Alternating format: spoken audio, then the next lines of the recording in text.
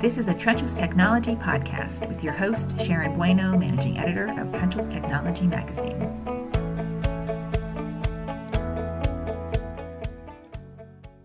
Welcome back to the Trenchless Technology Podcast. On today's episode, I'm talking with Kevin Smith, who was tapped in January as the General Manager of the recently formed Ditch Witch division of the Toro Company.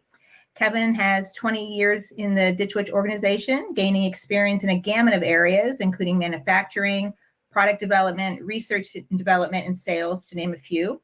He has served as president of MTI Equipment and later led the Subsite Electronics and Hammerhead businesses, where his leadership was instrumental in driving growth for both brands and developing Hammerhead's repair and rehabilitation strategy for the underground utility markets. He's now tasked with bringing the businesses of Ditch Witch, Subsite Electronics, American Augers, and Trenchless into one organization whose products will be sold primarily through the worldwide Ditch Witch dealer channel. We'll get Kevin's perspective on his plans for the Ditch Witch division, as well as thoughts on the 2021 Trenchless market.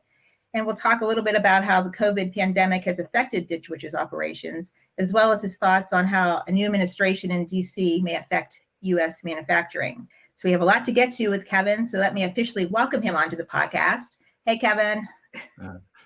Hello, Sharon. Thanks for having me. It's great to have you.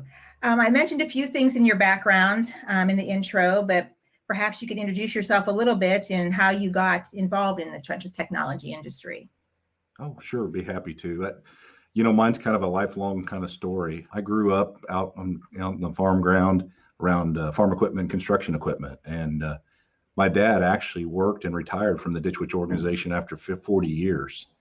And so he'd occasionally over the years bring home some equipment while I was a young boy. I'd get some time to spend a little bit of time in the seat digging in the dirt. And right, probably what young kid doesn't enjoy something like that. And so that's kind of where I got started from the roots. But actually I started out here on the shop floor in 1993. And if you think back to that time frame, that's when Trenchless was really kicking off, getting up and running. And so through several years, I got to spend a lot of time in product development and sales and marketing while all of the HDD equipment was rapidly advancing. And I got the opportunity to work with customers around the world, helping them kind of put our products into service in some of those more challenging, difficult bores. If you think back to some of our early products, RS860s or the all-terrain technologies. So that's really kind of what got me hooked on enjoying this underground market. It's just great people. And it's down home, and at the end of the day, it's just a great industry to be a part of. Now, I mentioned in the intro that you led MTI Equipment, which is where actually I got to know you a little bit through the trade shows and such, also Subsite and Hammerhead. Talk a little bit about what you've learned from those experiences about each of those brands and their places within the Trenchless industry. Sure. I would probably just start out with saying, overall, I think I got a much greater understanding of our customers' overall needs in those different segments around the market, right? Because while we may work in one or two, our contractors work across all the different spaces. And so if you think down to my time at MTI, MTI Equipment was all about kind of understanding the dynamics across all brands, right? It wasn't specific to a unique brand. It was all brands around, for a contractor, it's the acquisition of equipment, disposal of equipment, really understanding the life cycle of products and the importance of maintenance and how contractors how we could work through that. So really a much broader understanding, I think, of their overall equipment operation needs. Up at Hammerhead, I got the great opportunity to dive into a different segment in the market around the rehabilitation side and, working with the contractors in the different environments that they're in. You're now going in not in a new install, but you're doing the rehabilitation many times on site of an existing infrastructure.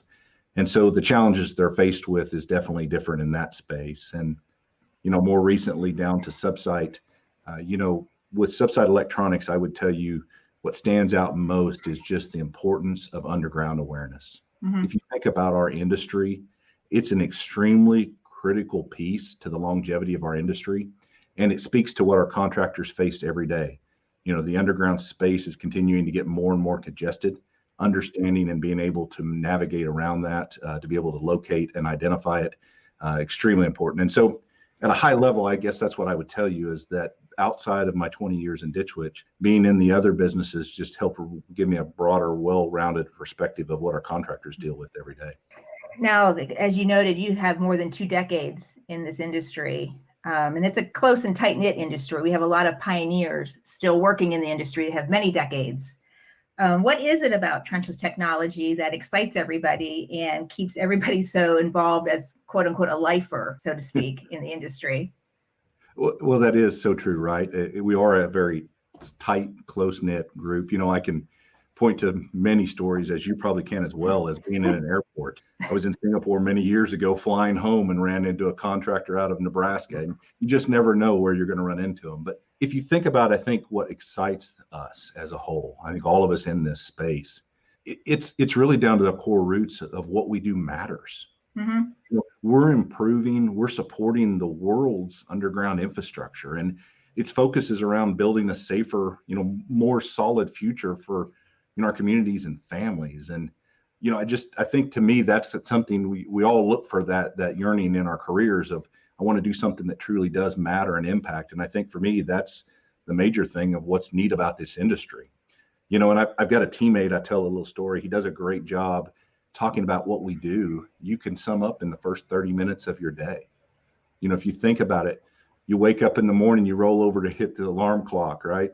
Powers, you flip the lights on, the power comes on. You grab your smart device and you check the latest news that's coming on. You stumble to the bathroom, you turn the water on, you brush your teeth, you do something else, it goes away, and you glance out the window and watch your sprinkler system come on and look at that beautiful landscape, right? I mean, if you really think about that and what our contractors do, it impacts everybody's day-to-day lives. And I just think it's very meaningful.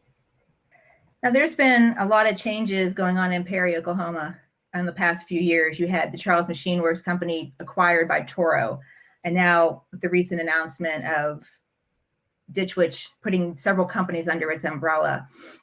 Talk about the new group of companies now under that umbrella and why these changes, why this realignment was made, and what's your role in all of this? Yeah, sure. Well, and I think as you think about it, it's about alignment with our channel to market. And if you look at the Ditch Witch division as a whole, and our goal, the Ditch Witch brand has been evolving for the last 70 years to meet the needs of our customers. From that entry level 1949 trencher, right, pedestrian trencher, to the more complicated products that we offer today.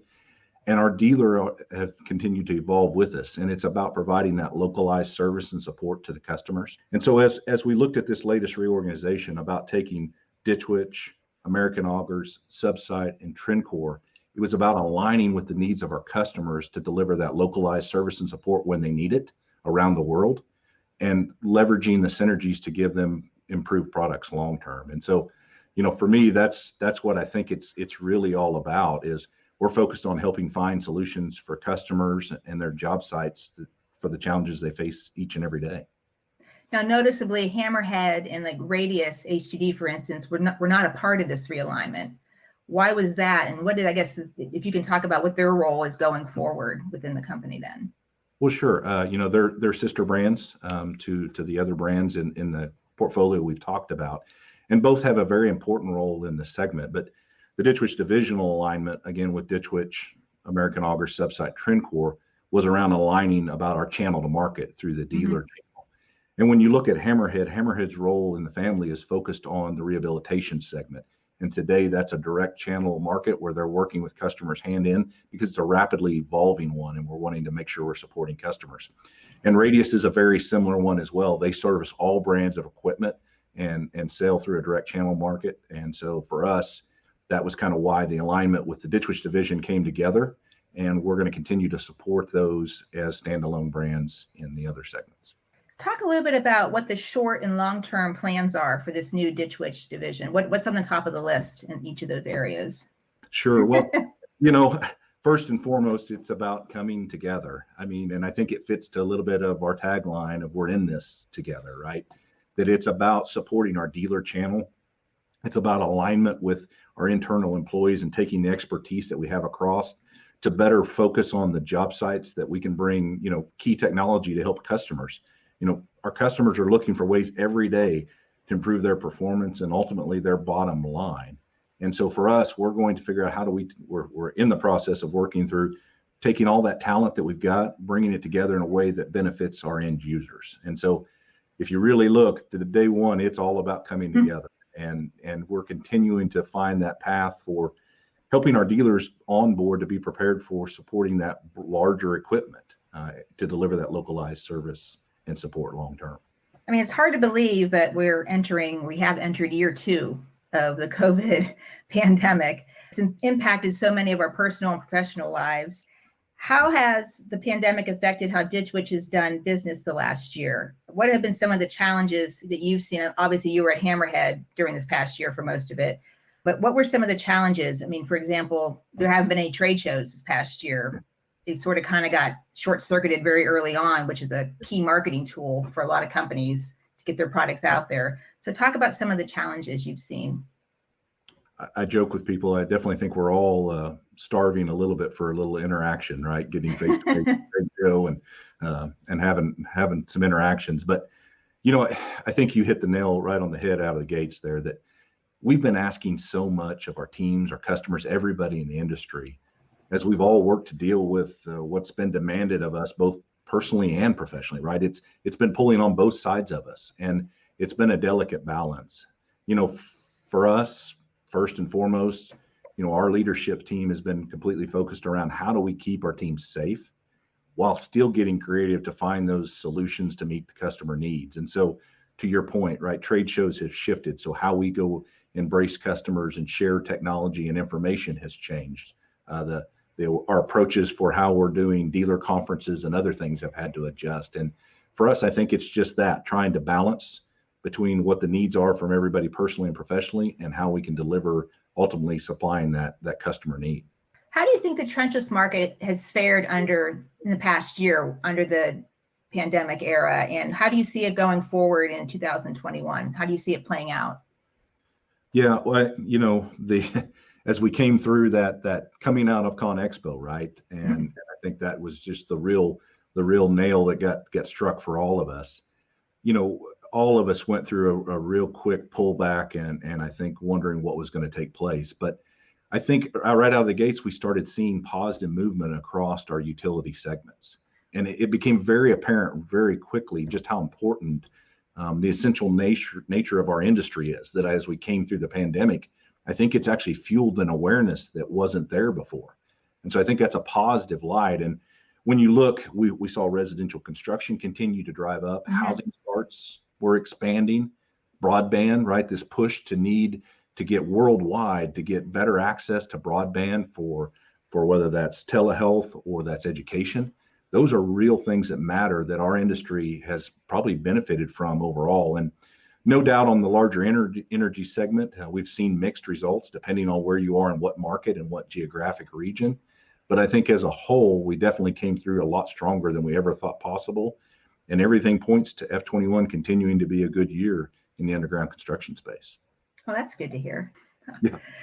Because of the pandemic, companies had implemented changes in the way they operate, some of which will likely continue after this crisis ends. What are some of the pandemic attributed changes that Ditch Witch made this past year that you see sticking around because it made the company better or more efficient? Yeah, there's no doubt we had a lot of things that we've all had to embrace. And, as we were getting ready to kick off, just thinking about this, virtual is a new world that we live in. We're doing this as an example in this podcast. But, I think the way we communicate with employees, the way we're embracing customers, our dealers, how we're able to go at them, leveraging that virtual online platform for training and help meeting the needs of customers and getting information out.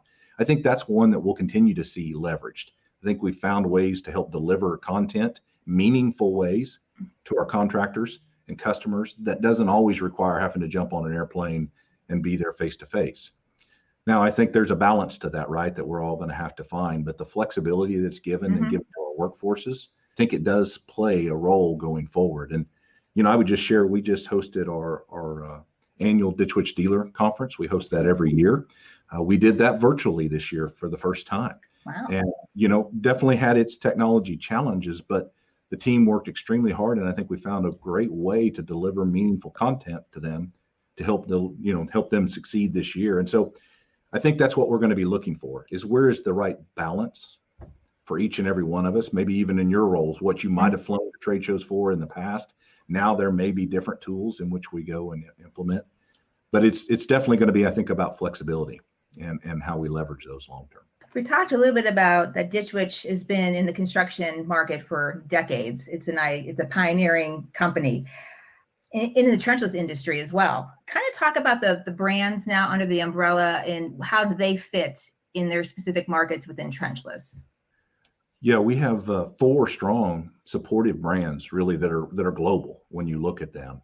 And, we're going to continue to focus on those through the Ditch Witch dealer channel, where we can leverage them to deliver that localized service and support. And, each of those brands are uniquely positioned and what they bring to the market. And we're wanting to harness and leverage that, right? So where they can work together and help a customer. And our goal is to make it easier for a customer to work with a single supplier, regardless of their trenchless needs, big or small. Sorry about that. Oh, go ahead. Oh, so yeah, I think at the end, it's all about, how we're able to deliver those needs across either or large or small equipment. And we're going to be working together. You'll see the synergies come together in the brands as we go through the year, but they're also going to be uniquely positioned and working in their own segments. We have a new administration in Washington, D.C. I'm curious from a manufacturer's perspective, how does a new U.S. administration affect the manufacturing industry? I've always heard that in an election year, manufacturing kind of tightens up a little bit because you don't know how the wind's going to blow on the results of an election. How do you prepare for that as a manufacturing company? Well, that's a fair discussion point, because I think if you look back in history, every administration change, I think many industries experience this, right? There's a little bit of a pent up wondering that takes place coming into that. And I don't think this year was any different, other than COVID had a completely additional factor that had people wondering kind of where we would go.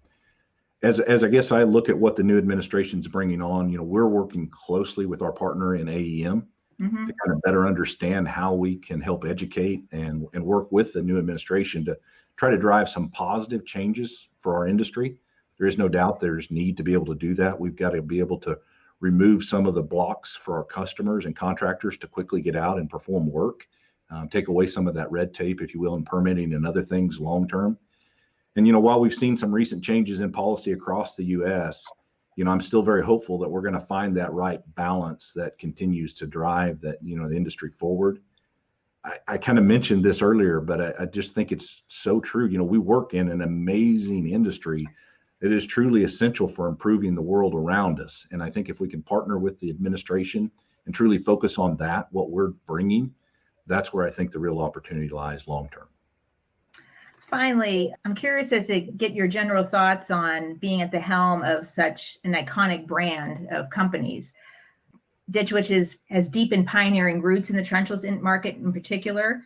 So I guess I'm curious as to how, when you're sitting in your chair, what thoughts go through your mind about now leading this company that you grew up with, actually, now that you talked about your father worked there? Yeah, I think the first word is humbling and blessed, right? Lord's been good and truly blessed to even have this opportunity. And I get to work with such an amazing group of people across the entire division. But, if I think back, I had just a tremendous opportunity to get to work around Ed Malzahn over my career. And, his commitment to that pioneering spirit of innovation in this industry, his integrity, this is something he drilled into all of us, integrity above all things, care for our fellow family members and communities. And, lastly, and above all, it was okay to have fun here. And it still is. And, I've just been extremely impressed as I look at how well, aligned our culture and the values that we have had are aligned with the Toro company. And it's just truly an honor to sit here and think that I'll be leading the Ditch Witch division into the future. And I'm excited to be a part of it with the team members. Well, that wraps up another Trenchless Technology podcast. I want to thank Kevin Smith and Ditch Witch for joining me today. To learn all about the goings on in the trenchless world, check out the latest issue of Trenchless Technology. You can find it in your mailbox, inbox, or online at trenchlesstechnology.com. This has been a Trenchless Technology podcast. To hear more of my conversations about the trenchless industry, go to trenchlesstechnology.com/podcast.